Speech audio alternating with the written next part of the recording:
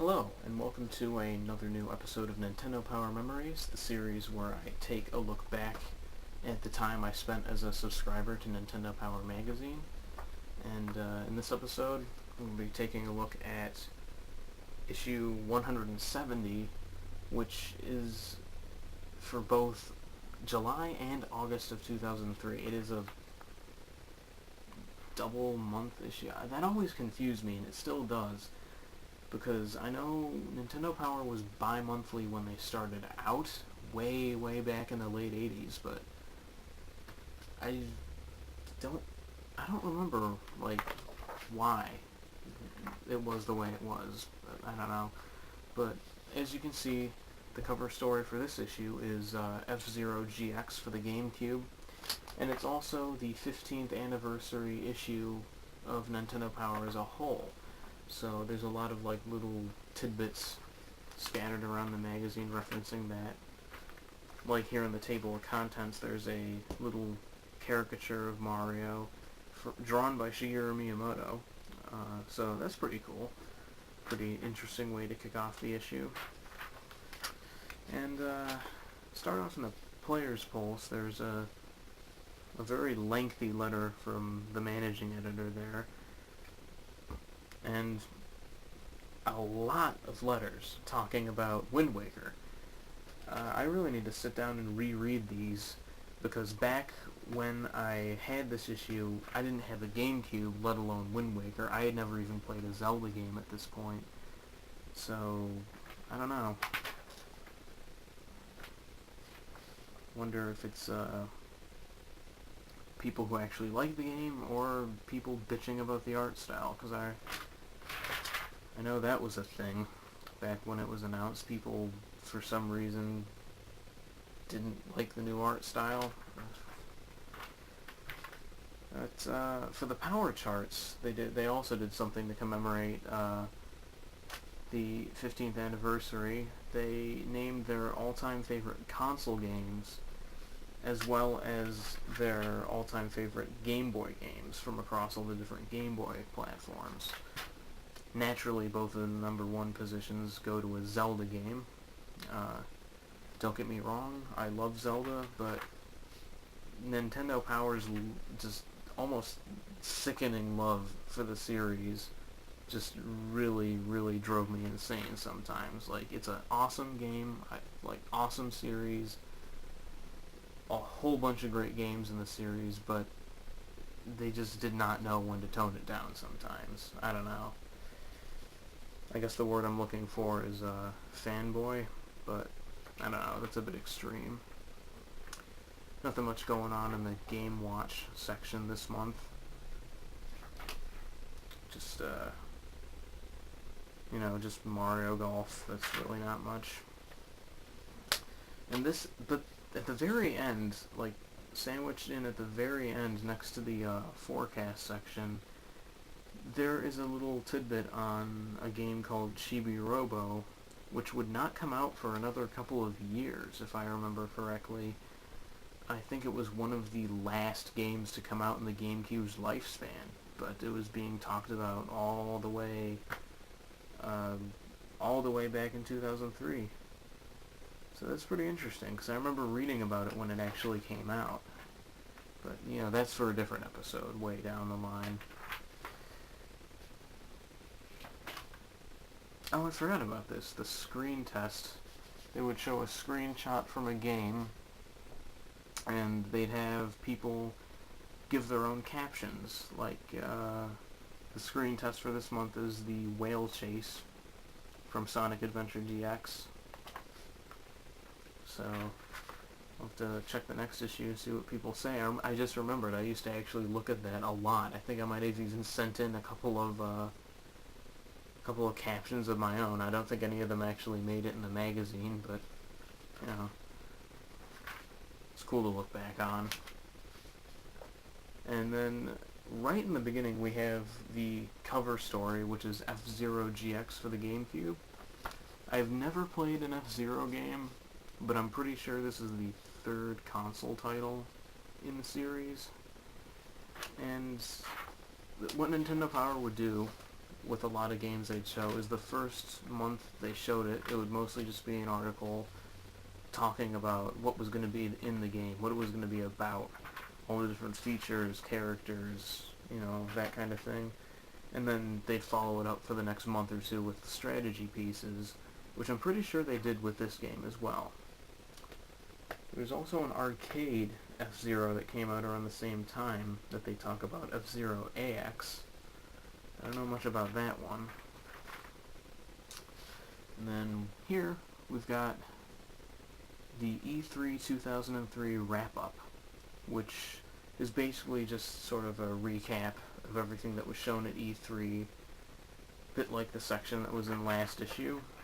You know, you got Mario Kart Double Dash, FZero GX, Pikmin 2, a whole big interview section on Metal Gear Solid: The Twin Snakes for Gamecube, as well as a couple of Game Boy Advance titles, Fire Emblem, Super Mario Advance 4, Super Mario Bros. 3, Sword of Mana, like that and Fire Emblem. Those are a couple of games I remember wanting to play but never really got around to playing.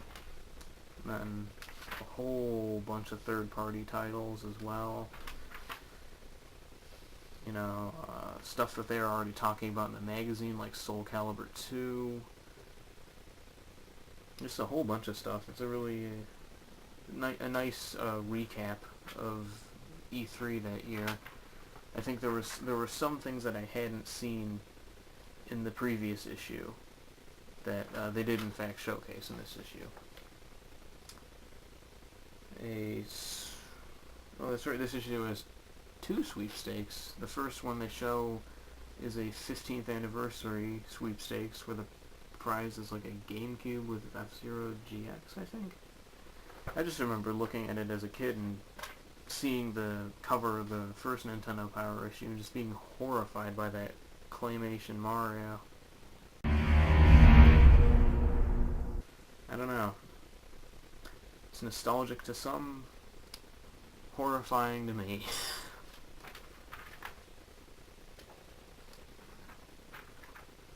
Oh, that's right. The poster for this month is just mangled. I don't even know why. But the poster for this issue is for Dragon Ball Z: The Legacy of Goku 2, which I never played. Like, I never really got into Dragon Ball Z as much as, like, other people did, but I don't know. It just never interested me. Like, you know, nothing about it. Like, the show, the games, I don't know. Just, you know, wasn't really interested in it.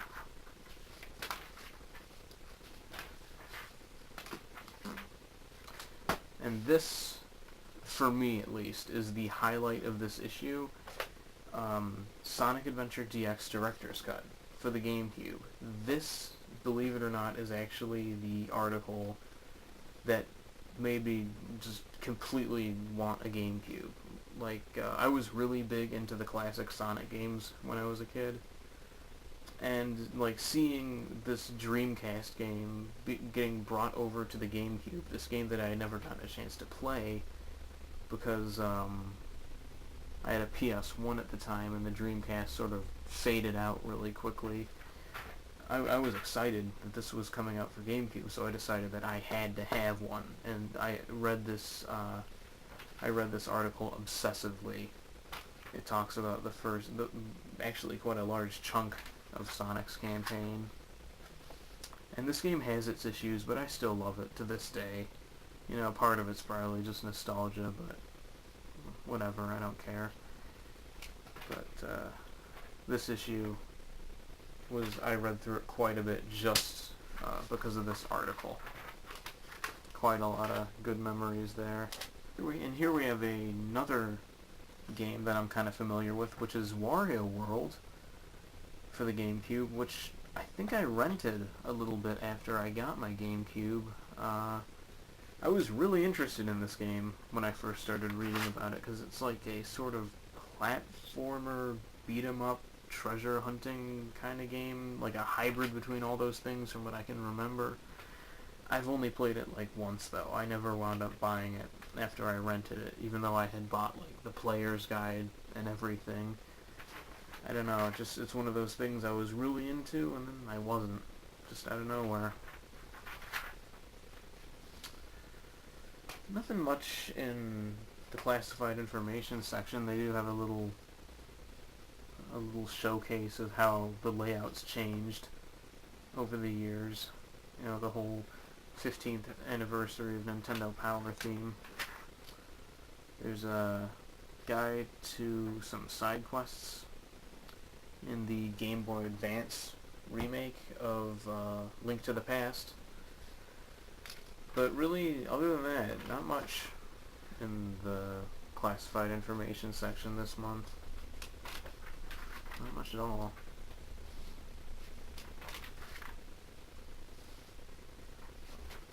Finding Nemo the game. I'm sure that was a real winner, because licensed games always turn out so good. They rarely do. And here we have Soul Calibur. I think this might be yeah, I think this is the first issue where Soul Calibur 2 actually got coverage. For some reason, I can't remember if it was in the previous issue or not, even though I just read through it last week. I'm pretty sure it wasn't, though. It was just on the cover because it was a big E3 highlight. But this article, nothing much. It's just sort of a tournament between a lot of the staff at Nintendo Power. Nothing that special. But believe me, this was far from the last I'd heard of this game. It got a ridiculous amount of coverage in this magazine.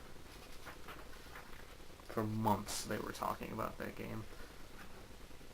Sweepstakes, Players Poll Sweepstakes for this month was Finding Nemo the game again. What the hell? They were hung up on that game for some reason. And okay, this is an interesting article because it talks about the cable that let you connect your Game Boy Advance to your Gamecube and use it as a controller. And I never got one because I didn't really have any games that utilized this. But I remember reading about it and just thinking it was really cool that, you know, you could plug in your Game Boy Advance to your Gamecube and use it as a controller with a screen of its own. Like some games, like Legend of Zelda 4 Swords Adventures, it would you'd go off screen on the main game and you'd go into like a little mini dungeon that was on your Game Boy Advance screen. You know, Final Fantasy Crystal Chronicles, there was a Pac-Man game that took advantage of it. There were a whole bunch of other games that took advantage of it. Like, I think one of them, like, you could use your Game Boy Advance as a radar or something. I think it was one of the Splinter Cell games. I don't remember. Oh, wow, and, this game never even came out. Stage debut? I remember reading about this online not long ago and then sort of stumbling back on it when I was going back through this. It's, I don't know. I'm not sure exactly what it's supposed to be. I just know that it never came out. I don't know if that's because it was just a tech demo or it was canceled or what, but it's pretty interesting.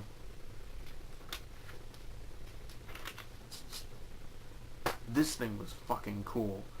Game Boy player for GameCube. It was basically this big black thing that you would plug into the bottom of your GameCube, and you could play Game Boy games on it, like Game Boy, Game Boy Color, Game Boy Advance. You could play those on your TV, on your GameCube, which was awesome. I think I got one of these with my GameCube, yeah, because I still have it. I'll probably show you guys in the video what it looks like, but this thing was awesome. Being able to play your Game Boy Advance games on the TV was incredible, given the fact that the old Game Boy Advances didn't have a backlit screen, so playing them wasn't always the most pleasant experience.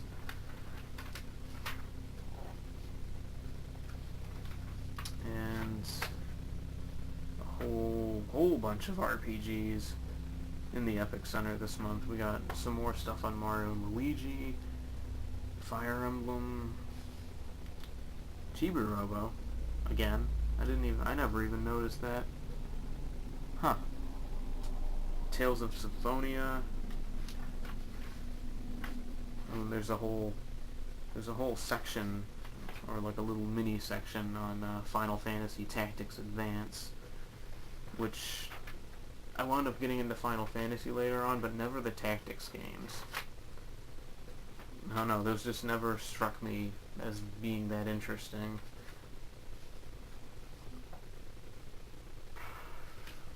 The Poke Center section, Pokemon Colosseum, there's a whole bunch of like random like spin-off games, like Pokemon Channel, Pokemon Box Ruby and Sapphire, like what the hell?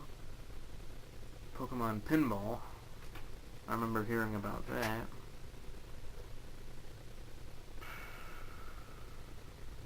TV show, nobody gives a shit. And some side quests like Battle Tower, some stuff for Ruby and Sapphire. I don't know, I never played Ruby or Sapphire. I only played Emerald, and even then I didn't really touch on much of the side stuff. And as always, there's some stuff on the trading card game, which again I never really got into. I had some of them as a kid, but I didn't know how to play it.